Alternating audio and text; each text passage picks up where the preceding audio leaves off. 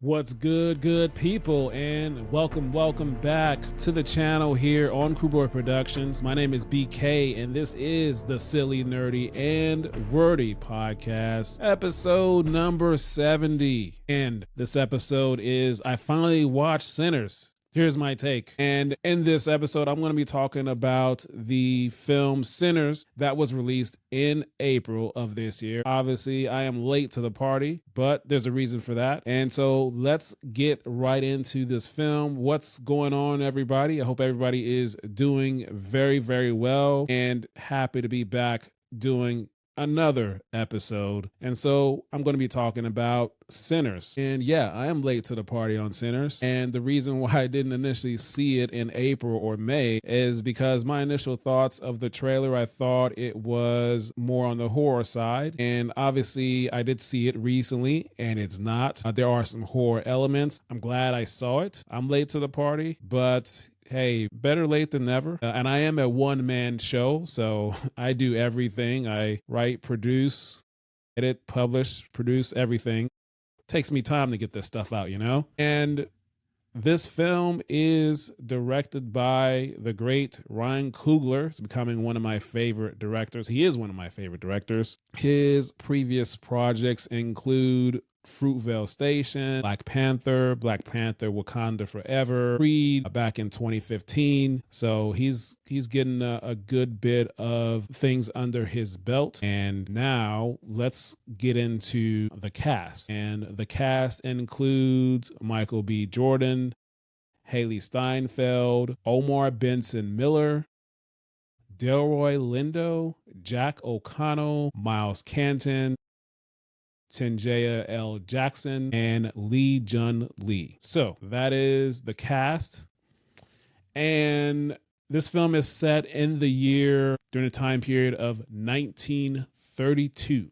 And this film did start out a little slow for me. And it also did the thing where you tell the story backwards. And so it starts out with the character of Sammy. He goes to his father's church as they're having service. His guitar is broken. He's got this scar on his face, and you see that. And then we go back and see what has led up to that. And then that's where the story goes. So this for me was a slow build, but it was slow build in a good way, and it was intentional. So I definitely did enjoy it. And for me, it really picked up in the second act of the film as the story continued to go. And pretty much Michael B. Jordan's characters, he's playing two roles. They're brothers. They come home after being in Chicago, and they're setting up this nightclub or a juke joint, as it said in the 1932s. And so they're doing all these things to get it together, purchasing the building,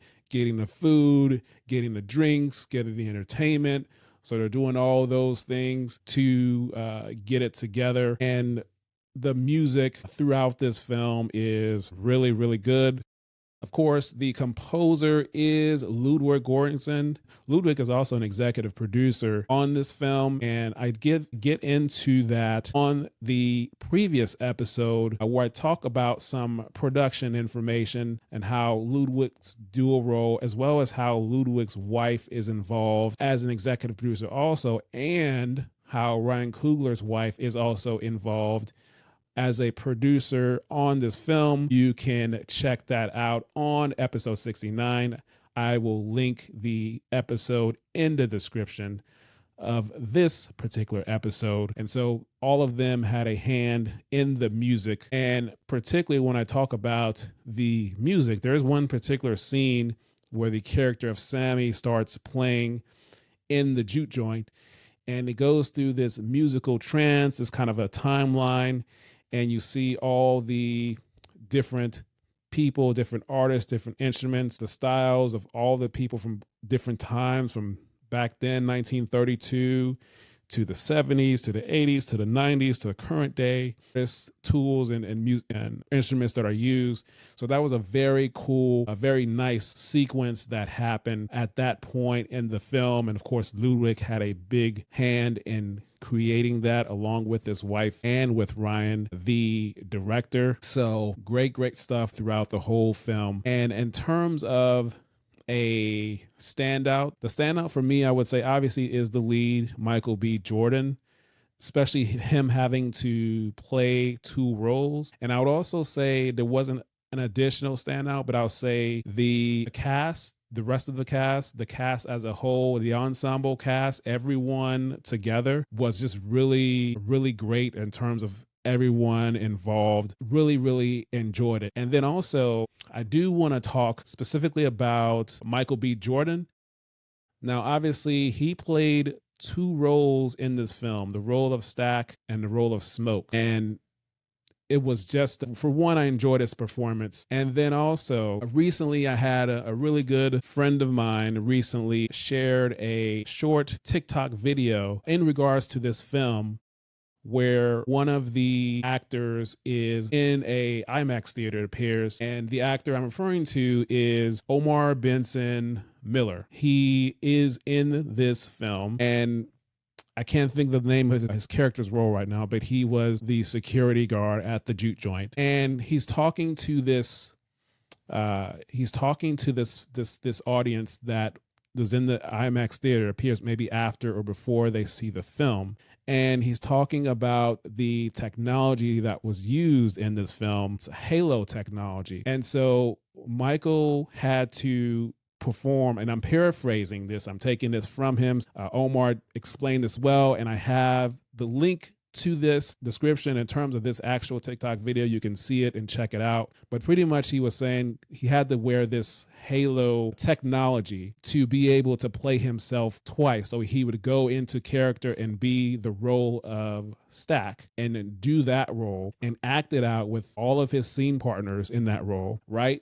And then he would get out of that, go back and change and come back as Smoke and do those scenes again in the totally different character and have this Halo technology, which Omar said that this had about 30 or so cameras in it. So that's how you're able to see Michael B. Jordan side by side, and you don't really see too much of a difference because of this great technology that is now available to the director to use. So that's just a little bit of a behind the scenes thing that it happened in this film. And I think there's a short clip of it going around where I think it has been shown online, but I wanted to specifically mention that. So there's just some of the technical things that were going on with this film and that allowed Michael B. Jordan to be beside himself as we see in the movie. So really, really great job by him doing that and the discipline to do that.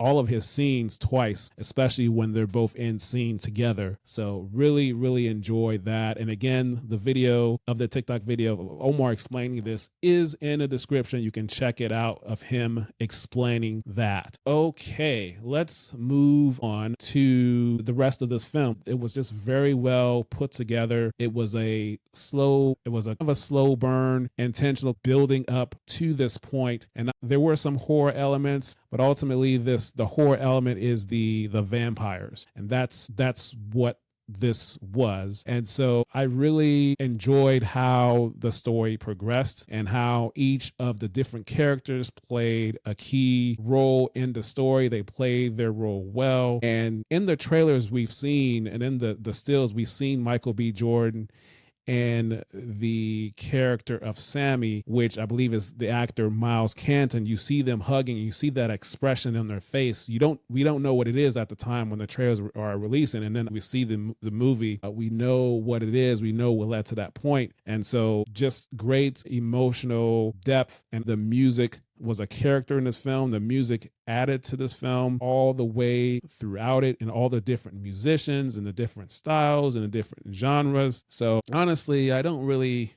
have anything bad to say about this film. This was just so good.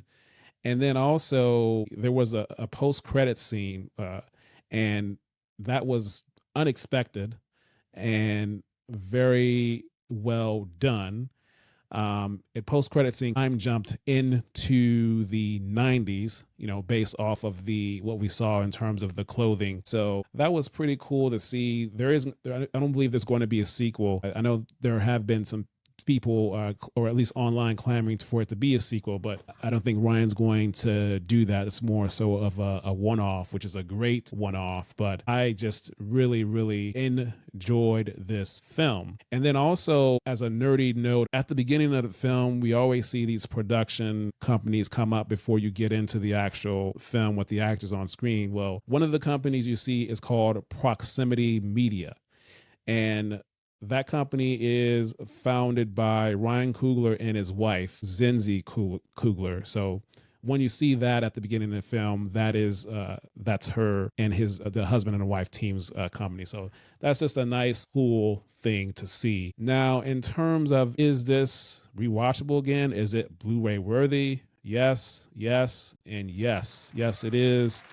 It's definitely worth a rewatch. I've enjoyed this film, and I think many people should check it out, and I see how successful it has become. So this was a great film. Again, pretty much nothing bad to say, and even the way the villains were positioned, very well done as well. So I would say just great job by everyone involved, and just great storytelling, great character building and character development, and things happened the way that they happened. So I enjoyed this film. Is there anything else that I want to cover?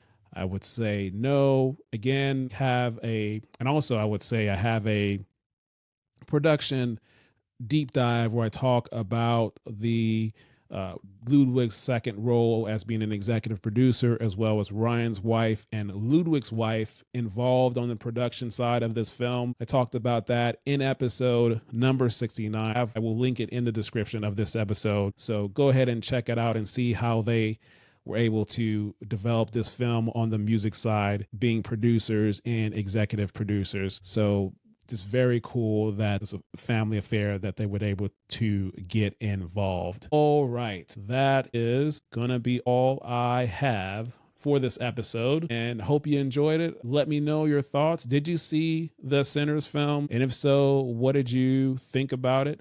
I would love to hear your comments about it. And you can also listen to this episode and previous episodes if you want to listen. Just search for the Silly, Nerdy, and Wordy podcast on Spotify or Apple Podcasts, iHeartRadio, and Amazon Music, and wherever you get your podcasts. Just search for the podcast and follow it. And then also leave a review and leave a rating and let me know your thoughts about it. Of course, you can subscribe here to the channel and leave a like, and that's it for today. So until next time, we will talk soon.